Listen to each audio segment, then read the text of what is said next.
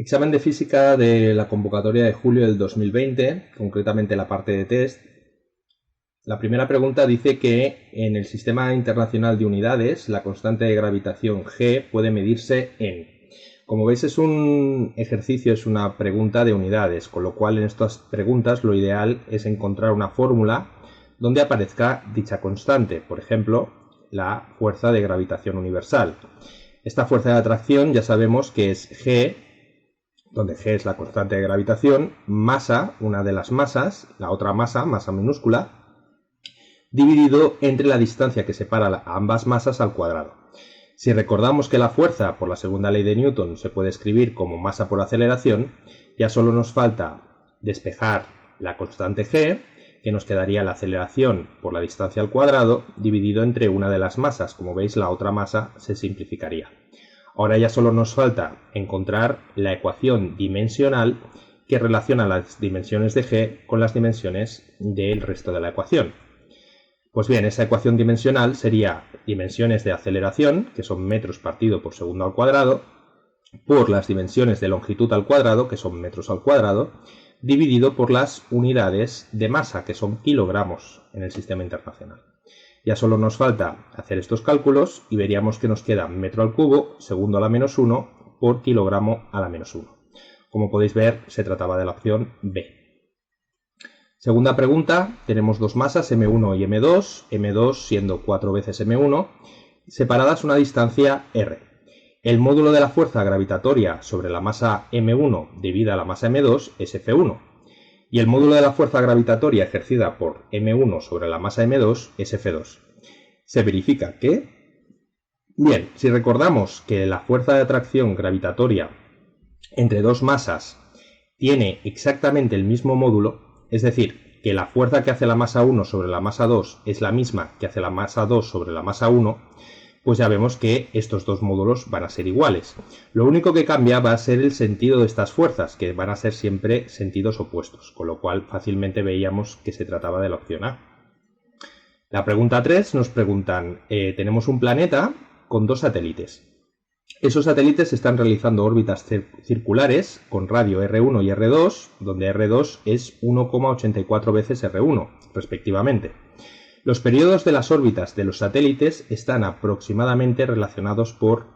Bien, como nos están pidiendo una relación entre los periodos de las órbitas, lo que podemos utilizar es la típica igualdad en la que usamos la fuerza de atracción gravitatoria sobre un satélite con la fuerza centrípeta sobre dicho satélite.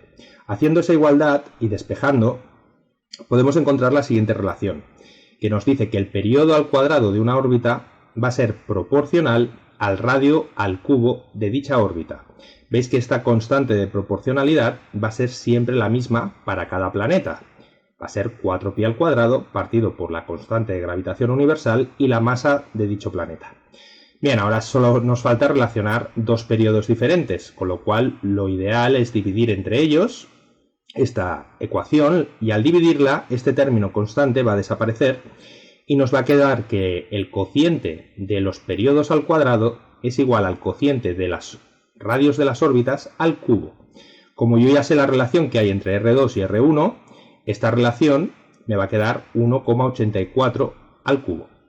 Bien, solo nos queda despejar, por ejemplo, el periodo 2 en función del periodo 1, sacando la raíz cuadrada, ambos términos, para que nos quede esta constante que está multiplicando al periodo 1. Por lo tanto, 1,84 elevado al cubo, raíz cuadrada, o lo que es lo mismo 1,84 elevado a 3 medios. Si hacemos este cálculo, nos dará aproximadamente 2,5 por el periodo 1, que era la relación de la opción B. Perdón. La pregunta 4 nos dice que tomando la energía potencial gravitatoria igual a 0 cuando dos masas están muy alejadas entre sí, cuando se encuentran a una distancia d, esta energía potencial es positiva, negativa o nula. Bien, recordemos que la energía potencial gravitatoria se define de manera que en el infinito siempre va a ser 0, tal cual nos lo dan en este enunciado, con lo cual la energía potencial entre dos masas separadas a una distancia r siempre va a tener una expresión negativa, siempre va a aparecer un menos delante. y esta energía potencial va a ser siempre negativa, con lo cual era directamente la opción B. La pregunta 5, en el esquema de la figura tenemos dos cargas iguales y positivas que están fijas a una cierta distancia. El campo eléctrico generado por ambas cargas en un punto P situado en el eje Y de la figura, eje que pasa por el punto medio entre ambas cargas, es bien. Recordemos que si nos dicen que este eje está justamente en el punto medio entre ambas cargas, quiere decir que la distancia de este punto, del punto donde está cada carga al punto P, va a ser la misma. Por otro lado, el valor de las cargas es exactamente el mismo. Así que el campo eléctrico creado por esta carga en el punto P va a tener esta dirección y este sentido, y va a tener exactamente el mismo módulo que el campo creado por la otra carga en el punto P, solo que van a cambiar obviamente las direcciones y el sentido, pero el módulo de estos vectores va a ser el mismo. Bien, cuando efectuamos superposición en este punto P y sumamos vectorialmente ambos campos, obtendríamos que el campo resultante va a ser vertical y en la dirección positiva del eje Y, puesto que las componentes horizontales se me van a cancelar. Así que directamente este sería un campo dirigido según el eje Y. Opción B. La pregunta 6. Cuando un electrón partiendo del reposo es acelerado por una diferencia de potencial de 1 voltio, su energía cinética es... Bien, en esta pregunta tenemos que recordar que el campo electrostático es un campo conservativo, con lo cual la energía mecánica se va a conservar y la energía cinética va a ser igual a menos la variación de la energía potencial. Bien, de ahí podemos deducir esta ecuación que veis aquí, donde esta sería la energía cinética final, esta sería la energía cinética inicial y este término sería la energía potencial, ¿vale? Con lo cual, si nos dicen que parte del reposo, directamente la energía cinética va a ser el valor de la carga por la diferencia de potencial. Ahora bien, el valor de la carga lo podemos expresar en coulombios o lo podemos expresar directamente como un electrón, porque es la carga correspondiente a un electrón. Si utilizamos la carga de un electrón, las unidades van a ser electrones por voltios, es decir, electronvoltios, que son unidades de energía. Si utilizásemos coulombios por voltio, obtendríamos julios y obviamente nos daría un valor diferente. Como podéis ver, en el caso de que esto fueran en electronvoltios, el resultado estaría correcto y sería la opción A, sería 1 electronvoltio. Opción A. Bien, la pregunta 7. En el campo eléctrico creado por una carga puntual positiva, el potencial, recordemos que cuando tengamos una carga positiva, las líneas de campo eléctrico van a ser siempre salientes de la carga, es decir, la carga va a actuar como una fuente de líneas de campo. En cambio, para una carga negativa, actúa como un sumidero, donde todas las líneas de campo confluyen en la carga. Además, tenemos que recordar que las líneas de campo siempre van dirigidas hacia el sentido decreciente del potencial electrostático. Es decir, estas esferas concéntricas que veis en el dibujo son esferas equipotenciales. Y el campo eléctrico siempre va a ser perpendicular en cada punto a estas esferas, a estas superficies. Pero siempre va a ir dirigido en el sentido en el que el potencial disminuye. Por lo tanto, directamente ya podemos ver que a medida que nos alejemos de la carga positiva, el potencial va a disminuir.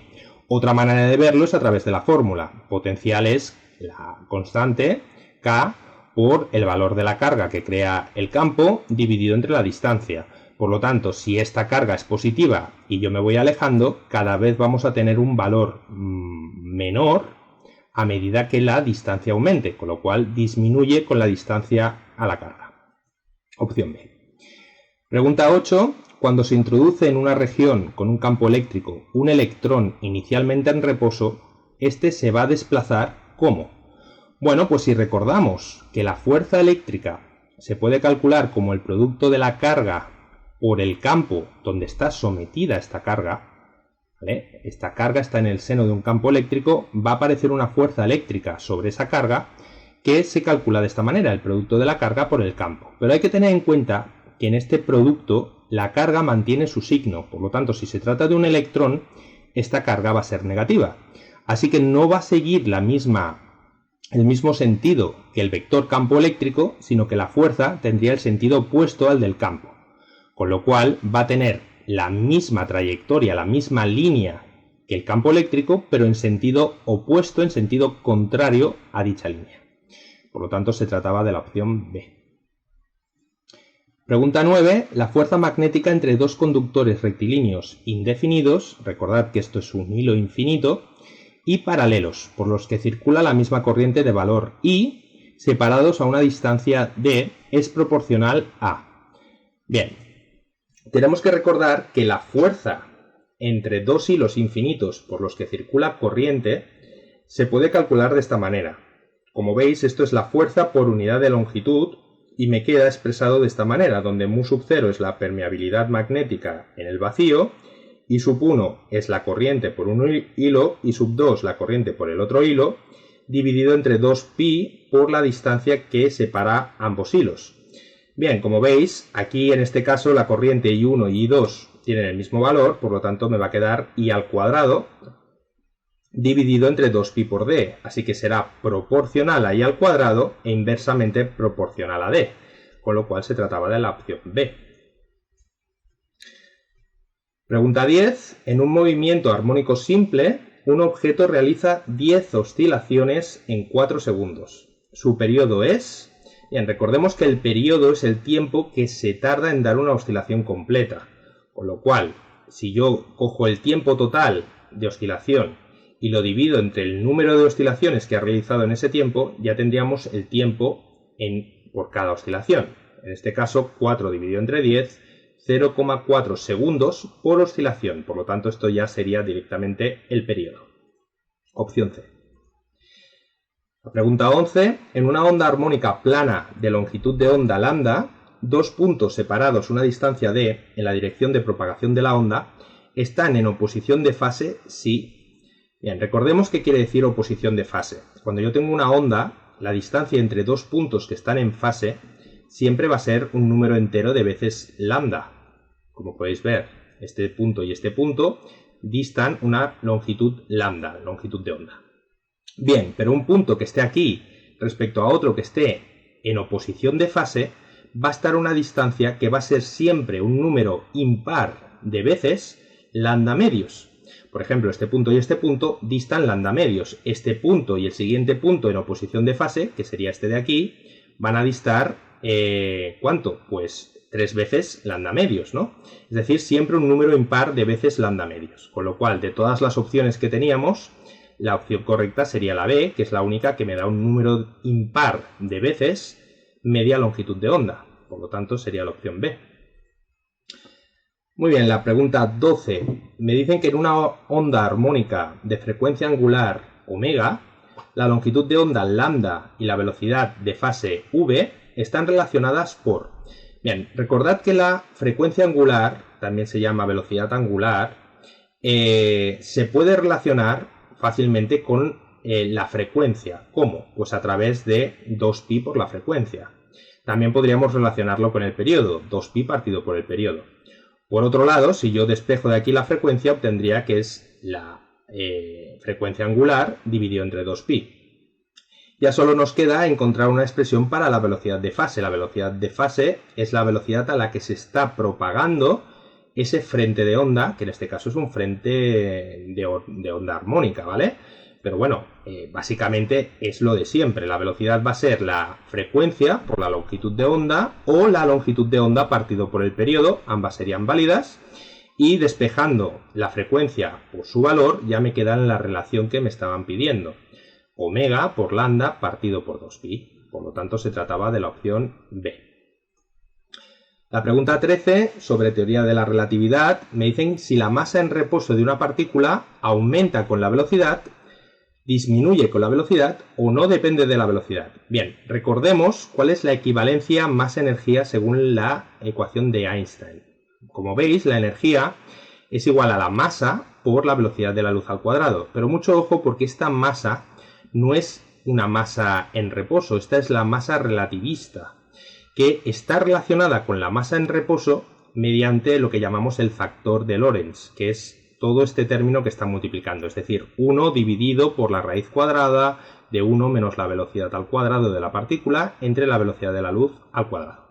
Como podéis ver, esta masa relativista obviamente depende de la velocidad de la partícula, pero no me preguntan sobre la masa, sino sobre la masa en reposo, y la masa en reposo es este m sub 0, que como podéis ver no depende para nada de la velocidad, es independiente, por lo tanto sería la correcta la opción C, no depende de la velocidad de la partícula. Pregunta 14, me preguntan sobre la energía de un fotón de luz. Bien, ¿cuál es la energía de un fotón? La energía de un fotón se puede calcular con esta ecuación, la constante de Planck multiplicada por la frecuencia a la que se está emitiendo dicha luz, ¿vale? La frecuencia de la luz. Si relacionamos la frecuencia con la velocidad de la luz y la longitud de onda, que es c partido por lambda, ya vemos que a medida que aumente la longitud de onda va a disminuir la energía del fotón. O dicho de otra manera, a medida que aumenta la frecuencia, aumenta la energía del fotón. En cuyo caso, pues tendríamos que esto era la opción B.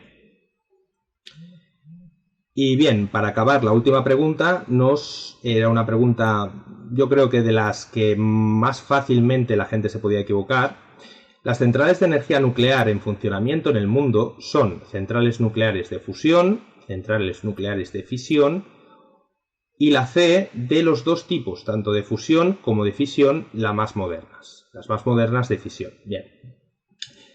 Bien, si pensamos un poco y recordamos que la fisión está ampliamente utilizada, de hecho, lo que se usa en las centrales nucleares es, se obtiene energía por fisión de núcleos atómicos, ¿vale? Entonces, las centrales nucleares por fusión todavía no existen como tal. Así que la respuesta sería la siguiente. Las centrales nucleares que utilizamos actualmente recurren a la fisión nuclear, no a la fusión. Y esto es sin excepción. Sí que es cierto que hay reactores experimentales en los que se ha demostrado que la fusión nuclear funciona y sería una fuente muy buena, ¿no?, de energía.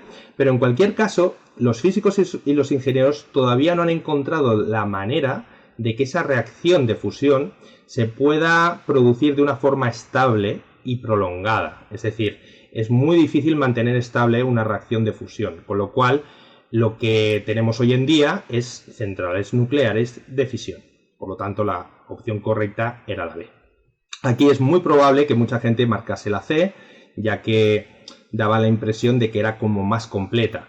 Aunque, por otro lado, esto era directamente falso. Como mucho podrían habernos dicho que las de fusión son las más modernas, eso nos podría hacer dudar, pero las de fisión son las de toda la vida que se llevan utilizando desde hace muchos años. Y con esta pregunta acabamos el vídeo de hoy. Muchas gracias por vernos y hasta el próximo vídeo.